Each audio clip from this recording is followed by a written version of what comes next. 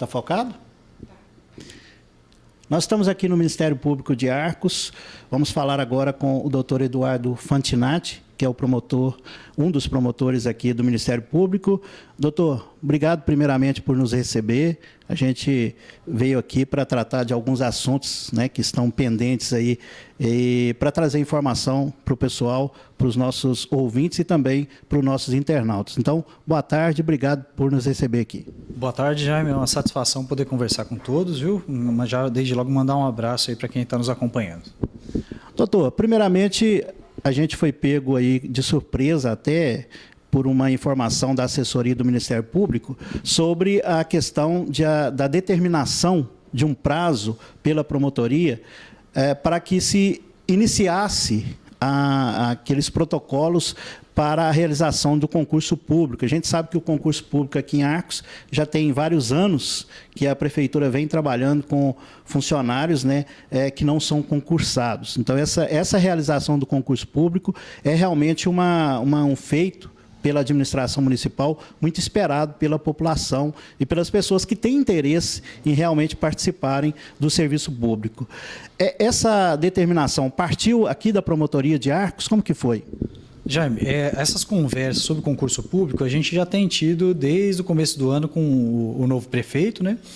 E foram feitas reuniões para tratar disso e desde o começo a informação que a atual prefeitura, a atual gestão nos passou é que tem interesse, que iria realizar o concurso para regularizar, são mais de 10 anos sem concurso, né? E essa recomendação, na verdade, formalizou o entendimento do Ministério Público sobre a imprescindibilidade de fazer no máximo em 10 meses.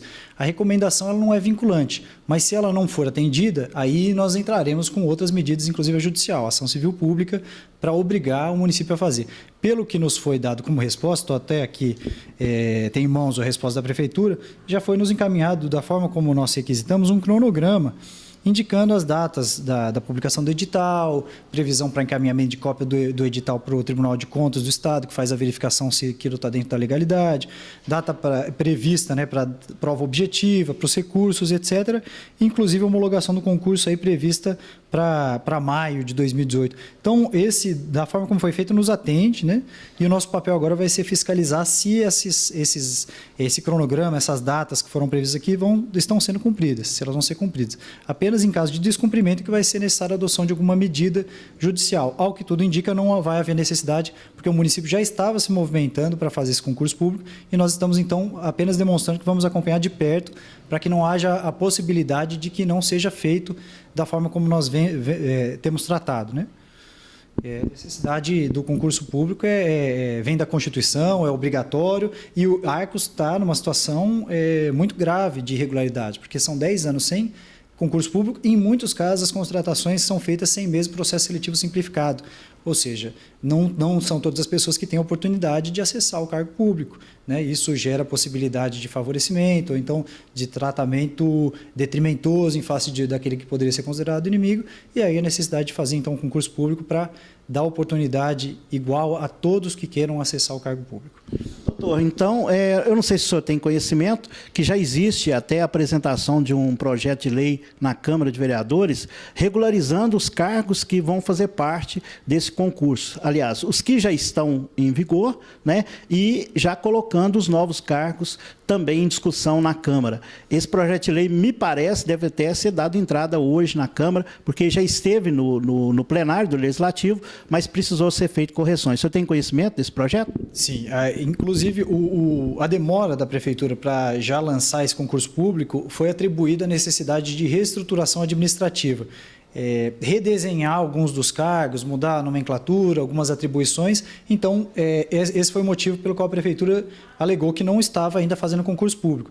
Só que o posicionamento do Ministério Público é de que, como faz 10 anos, mais de 10 anos sem concurso público, não vai dar para esperar uma reestruturação que não tem prazo. A Câmara voltou lá para a Câmara com correções que os vereadores solicitaram, né? A Prefeitura acolheu e mandou. Só que não tem garantia nenhuma de que os vereadores vão aprovar desse jeito. Então, nós não podemos esperar sem prazo nenhum a deliberação dos vereadores. Então, que seja feito concurso público e depois, se houver necessidade de adequação dos cargos, isso pode ser feito mesmo com a pessoa estando concursado, que não pode mudar drasticamente um cargo. A pessoa presta o concurso para gari e aquilo lá vira um auxiliar administrativo, né? Não pode mudar drasticamente, mas algumas alterações nas funções não são proibidas por lei, então eu entendo que não há necessidade de se aguardar mais para que seja feito concurso público.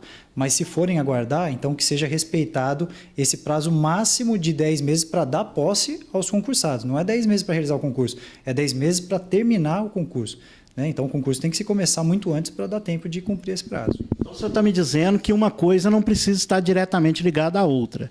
Não precisa esperar o projeto de lei ser apreciado para iniciar, dar o start nesse processo aqui, nesse cronograma. É isso? É isso mesmo. Esse é o posicionamento do Ministério Público. Agora, eu entendo que o gestor municipal, né, o prefeito, sua equipe, talvez por questões internas, entendam que seja mais eficiente para a nomeação, para a realização do concurso, aguardar a definição dessa reestruturação. A única limitação que nós estamos colocando se for aguardar, então vai precisar correr para que a reestruturação e mais a contratação da empresa ou da fundação, né, como se tem cogitado, e a realização do concurso público não ultrapassa os 10 meses. Se for esperar 1 mês, 2 meses e conseguir cumprir os 10 meses no total, então tudo bem, que se aguarde, né? Essas negociações envolvem a atuação política, né?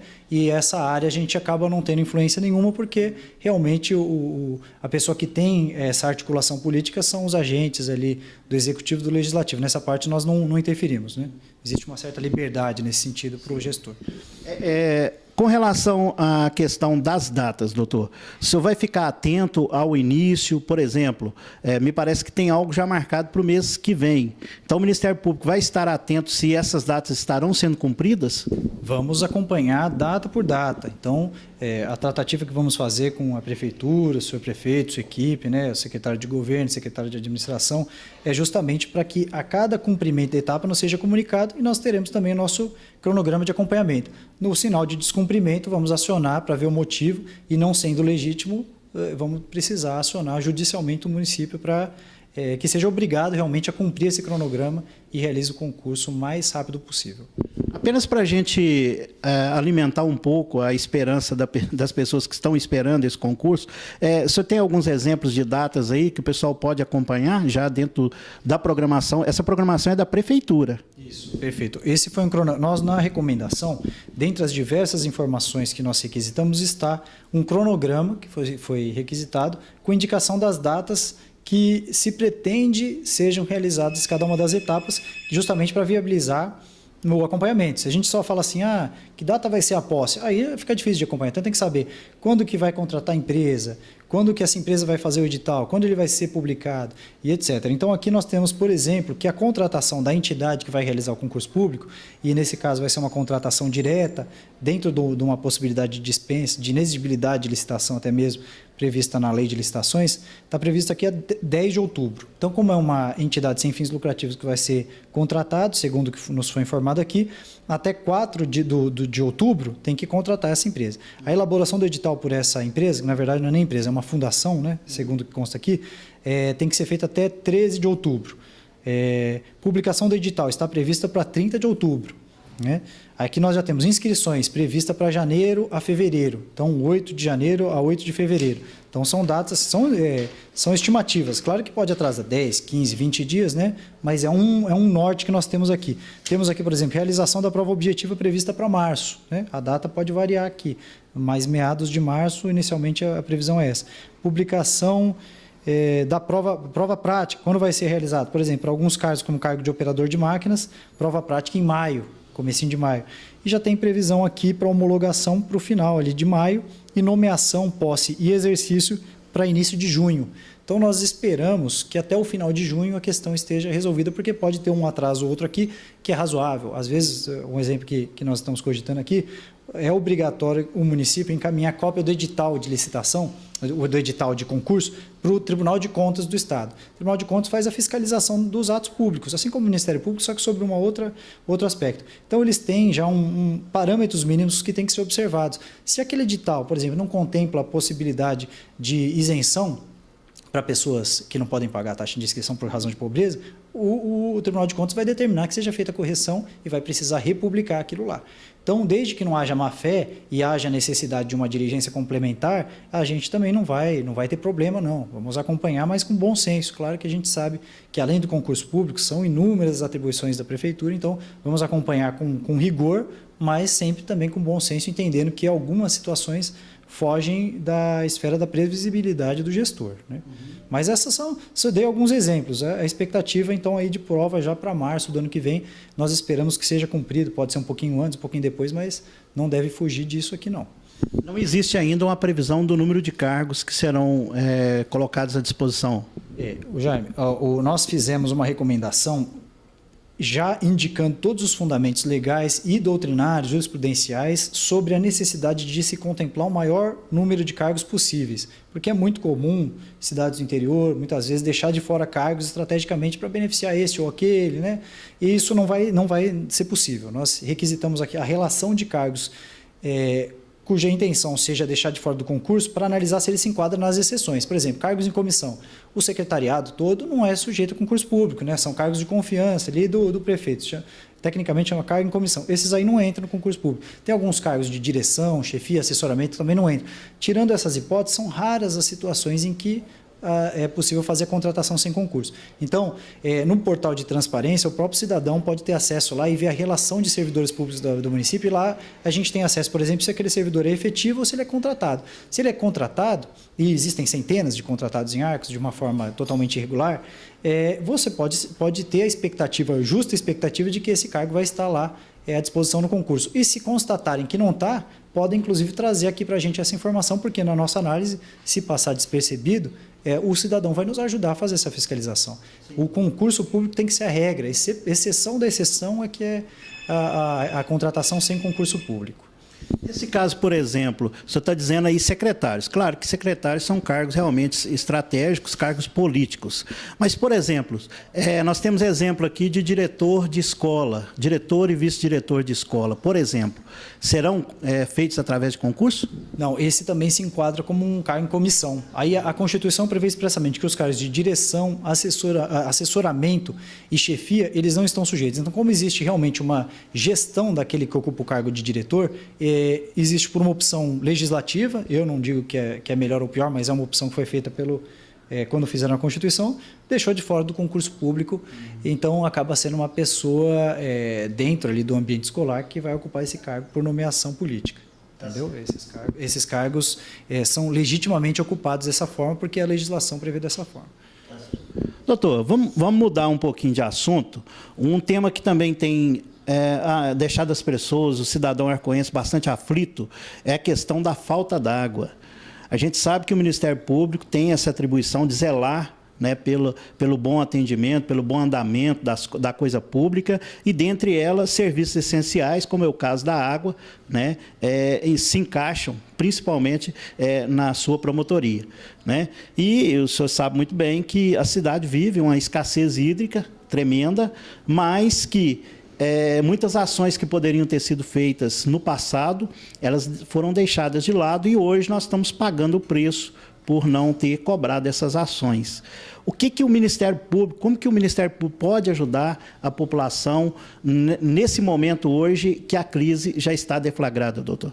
Perfeito. Jaime, eu cheguei no final do ano passado, aqui no meio do ano passado na promotoria, instaurei um procedimento para analisar essa situação e, dentre as requisições que foram feitas, foi requisitada a atuação do município, informação sobre o que estava sendo feito pelo município, que até então não havia proposto nenhuma ação contra a Copasa e não havia estabelecido de forma clara uma atuação para compelir a Copasa a cumprir a sua obrigação, e também requisitamos a atuação da agência reguladora dessa questão da concessão de serviço público de água e esgotamento sanitário.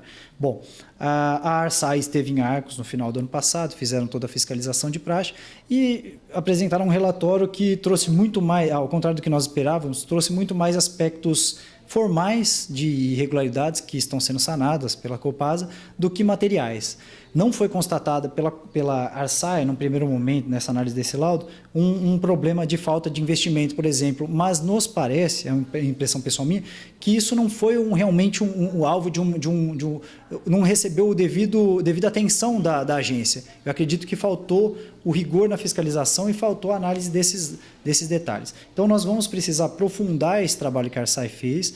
E naquela mesma época, né, o município propôs a ação no final do ano contra a Copasa, a juíza de direito de Arcos, né, que seria uma ação, por exemplo, que poderia ser tomada pela promotoria, mas o município também tem a obrigação de zelar, tomou a iniciativa, propôs a ação, foi fixada a multa diária de R$20 mil contra a Copasa, e a Copasa, ao longo desse ano aqui, é fato notório que está descumprindo a decisão liminar. A doutora Marina tomou conhecimento formal dos autos, a prefeitura, né, a município, com a gestão atual, trouxe isso para o expediente, documentou isso, e a Copasa vai ser intimada, depois da apresentação dos dias em que faltou a água, uma especificação um pouco mais clara, vai ser intimada a pagar esse valor, que já chega a R$500 mil, né? R$500 mil de reais, não é pouca coisa, né? É muita coisa, mas não resolve o problema. Então, a juíza fixou também, foi um ponto muito interessante da decisão, e eu tomei conhecimento da decisão, não fui intimado ainda, mas foi publicado em jornal aqui de Arcos, um tópico muito importante em que indicou a obrigação de que a prefeitura faça um levantamento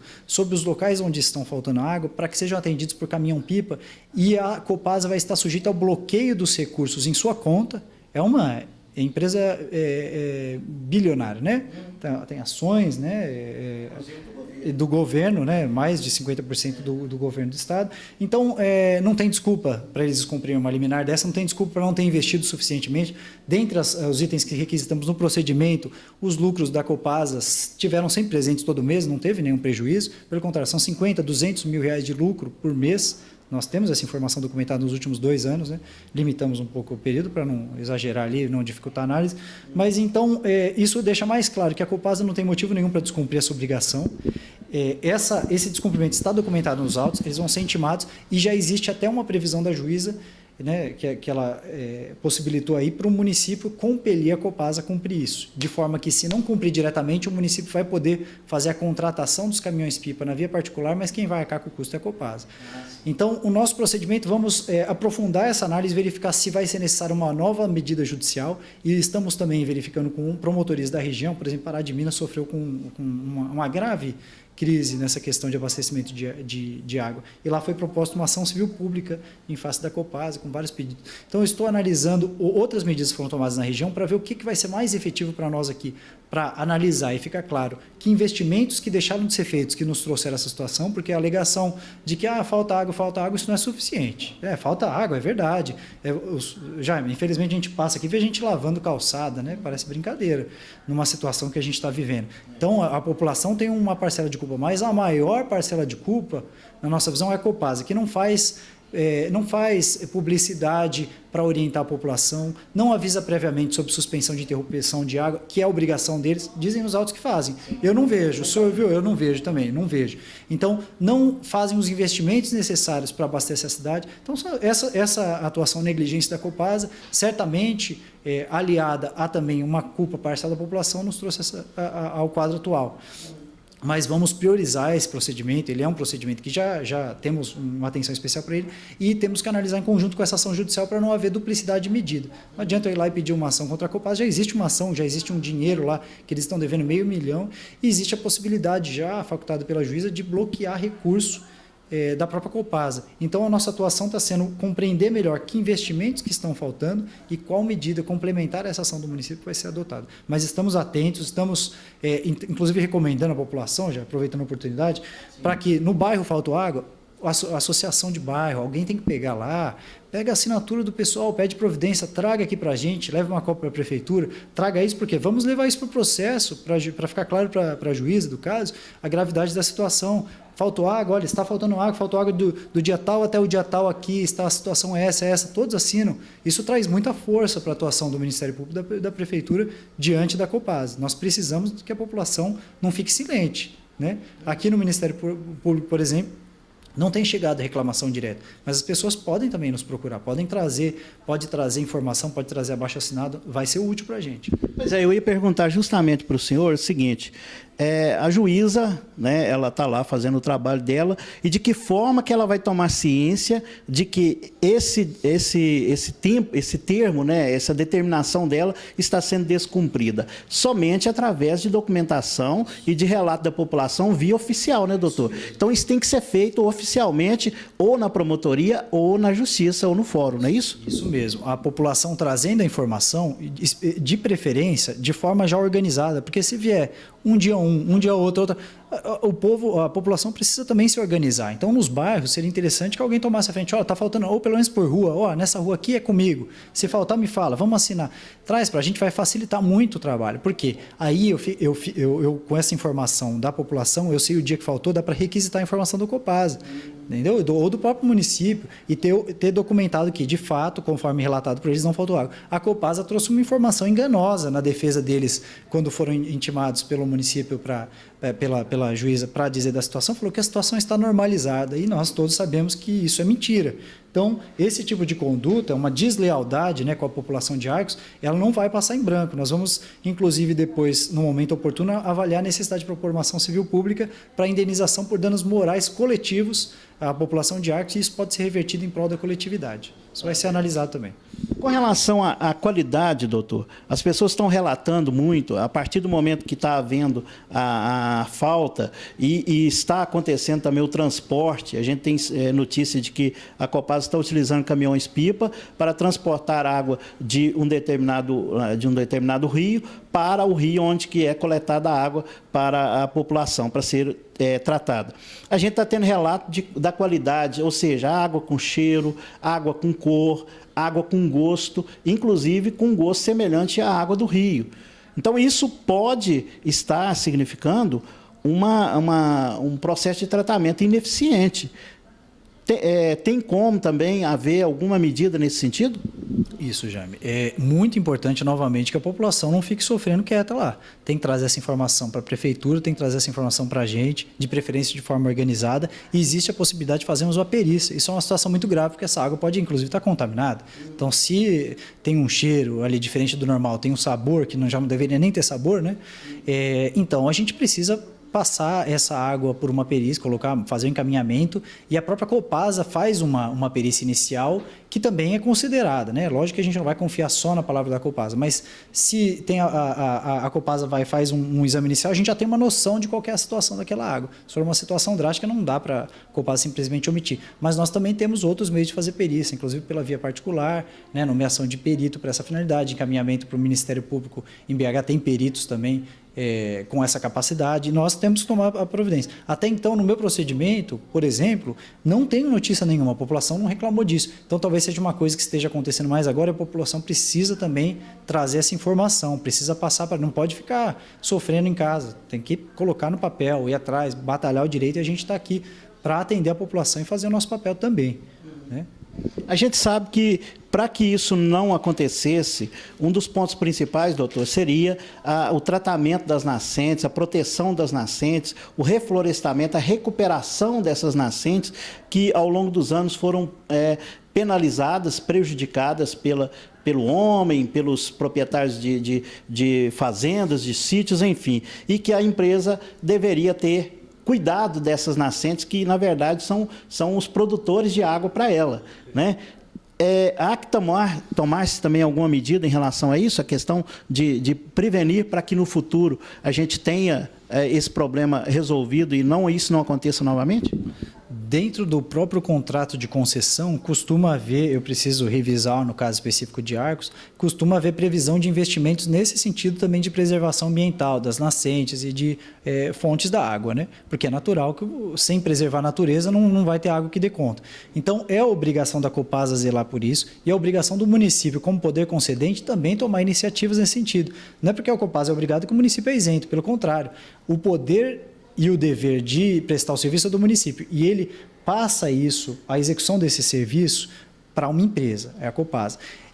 ao contrário de lavar as mãos, é obrigação do município fiscalizar se esse serviço está sendo feito ao contento e, se não estiver sendo feito, retomar o serviço, ou então até mesmo tomar medidas complementares àquilo que está sendo feito. Então, é uma medida que cabe à Curadoria do Meio Ambiente, é da outra promotoria, mas como tem total relação, naturalmente isso vai ser objeto de diálogo entre os promotores, uma atuação conjunta também nesse sentido, exigir da Copasa não apenas investimentos de estrutura, mas também de preservação, a preservação da natureza, essencial. E, novamente, o povo precisa fazer o papel dele também, de preservar. O sujeito que é produtor rural, o sujeito que é contratado para fazer um serviço, precisa observar as restrições. A legislação ambiental é rigorosa. Olha, existe uma distância mínima do leito que você precisa observar, que você não pode colocar gado, você não pode degradar, não pode arrancar. E o pessoal, infelizmente, não respeita a área de preservação permanente e contribui muito para a situação em que nós estamos. Então, também a população que está nessa situação, que deixa de zelar pelo meio ambiente, tem sua parcela de culpa também.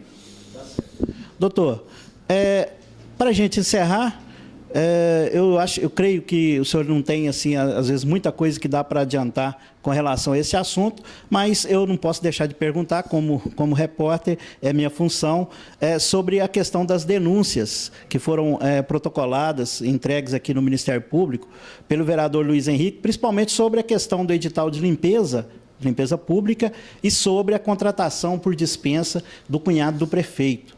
O senhor já tomou ciência dessas denúncias? Qual que é a situação desse material aqui hoje na promotoria? O senhor tendo dito cunhado do prefeito, eu recebi 3 denúncias diferentes do médico Luiz Henrique e eu não me lembro de ter mencionado essa questão de ser cunhado do prefeito. Então, essa questão foi objeto de requisição de informações, mas o ofício somente foi expedido. Esse despacho já tem algumas semanas, umas 2, 3 semanas, mas o ofício foi expedido apenas agora em razão da falta de pessoal. O município vai ter 30 dias para nos responder sobre cada uma das denúncias e vamos analisar toda a documentação que foi encaminhada pelo vereador, juntamente com as informações que foram prestadas, para verificar se teve algum tipo de ilegalidade. Por exemplo, direcionamento de prestação de serviço para um parente do gestor. Claro que, se houve isso, é um ato de improbidade. Contratação de um serviço por um valor acima do que seria razoável, né, do que seria de mercado, também pode gerar uma investigação nossa. Mas eu não tenho realmente como dar nenhuma informação sobre isso, porque não temos a resposta do município e investigações em andamento que envolvam outras pessoas, nós também temos uma limitação maior, até por força da legislação nossa, de não adiantar posicionamento sobre casos em andamento. No caso da Copasa, é diferente, que já existe uma ação judicial e o Ministério Público já tomou uma posição no caso, apesar de não ter tido necessidade de propor a ação diretamente. Mas é um caso que a população pode contar com o mesmo rigor que examinamos outras denúncias envolvendo outros agentes políticos. O Ministério Público não tem lado político, não é mesmo? Então, chegando aqui denúncia de um ou de outro, de qualquer lado político seja, nosso interesse é investigar e zelar para que todos observem a legislação e respeitem a população arcoense, deem destinação justa para os tributos que todos nós pagamos. Inclusive, eu estou perguntando sobre essas 2 situações, porque elas foram tema de debate na Câmara de Vereadores na última semana, inclusive as denúncias foram arquivadas lá na Câmara de Vereadores. Aí uma pergunta que eu faço para o senhor: independentemente do arquivamento na Câmara de Vereadores, o Ministério Público trabalha de forma distinta do trabalho dos vereadores. As apurações aqui não dependem de aceitação na Câmara de Vereadores ou não, né, doutor? Exato, não tem relação nenhuma. Então, lá é feito um juízo mais político do que jurídico, e aqui o nosso juízo é unicamente jurídico. Pouco importa se politicamente aquela investigação é interessante, se convém ou não investigar, se houver indícios de irregularidade, vai ser investigado. Não analisamos a questão política. Lá o viés é outro, né? Geralmente, se o prefeito tem uma maioria, está fazendo um bom trabalho, tudo, as CPIs não são instauradas. E no nosso caso a análise existem indícios de irregularidade? Se não existem, se aquelas denúncias são vazias, vai ser arquivado. Ou se são denúncias, que eu não diria vazias, mas desacompanhadas de qualquer indício de irregularidade, eu não posso instaurar uma investigação contra uma pessoa sem indício de irregularidade. Agora, se houver indícios mínimos, pelo menos, de que há coisa errada, aí é instaurado o inquérito civil, as pessoas são ouvidas, documentos são buscados ou requisitados, e depois de uma ampla investigação é que nós deliberamos ou pelo arquivamento, tinha indícios, mas comprovou que não tinha nada de errado, foi só uma impressão, ou pela propositura de ação, olha, os indícios confirmaram, houve uma fraude, etc., e tocamos a ação civil pública. Doutor, agradecer muito a sua fala conosco aqui, né, por nos receber, e colocamos sempre à disposição do Ministério Público, viu, qualquer outra atividade que achar interessante divulgar, nós estaremos sempre de portas abertas, não só o senhor, como também a doutora Juliana e todos aqui do Ministério Público. Eu agradeço a oportunidade, estou sempre à disposição dos senhores, o Jaime, a equipe toda, e a promotoria está de portas abertas para a imprensa, zelamos muito pela importância, sabemos da importância do papel da imprensa para divulgar o que nós fazemos e também para nos fiscalizar, faz parte do papel da imprensa, gostamos muito e queremos que sempre seja assim. Grande abraço. Tá bom. Ok.